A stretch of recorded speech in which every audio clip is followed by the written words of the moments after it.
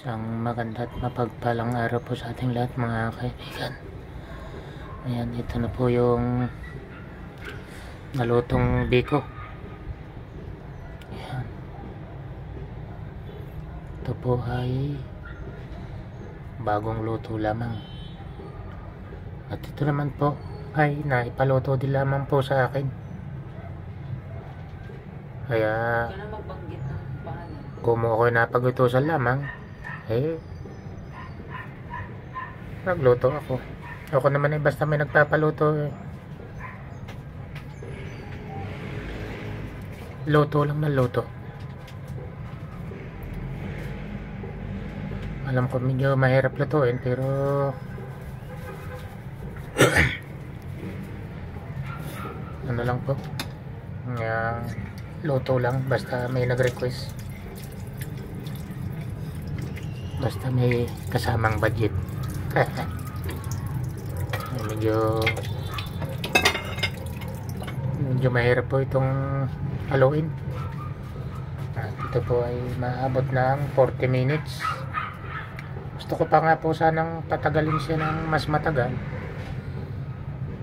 para mas makunat. Ito naman po ay makunat na.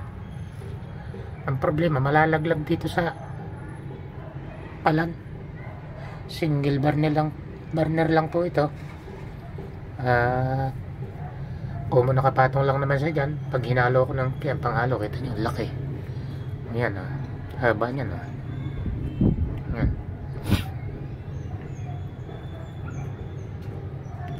Nahirapan din po ako maghalo dahil malalaglag siya pagka matagal na siyang hinahalo. Kaya 40 minutes lang ang itinagal nito. Hindi ko na po mapatagal na mas matagal, pero ito makunat. Alam kong ito magugustuhan ng kakain kahit pa paano siguro masarap naman siguro ito. Battery is low. Please recharge in time. Alam nyo naman, medyo may kakunatan na rin kasi pagka hinahalo at nalalaglag na yan, makunat na yan. Pero kung gusto mo talaga ng mas makunat, kailangan dyan may nakatali itong tenga para kahit persahin mo siya, hindi na siya malamig na, hindi na siya masyado mainit, hindi siya malalaglag. Kaya kailangan dito magbutas ng pako, tatali dyan, yan, bubutasan natin yan dyan sa katapat ng tenga na yan, dito banda ang tenga, dyan sa tapat na yan. Tapos tatali natin ang alambre para kahit persa hindi siya malalaglag.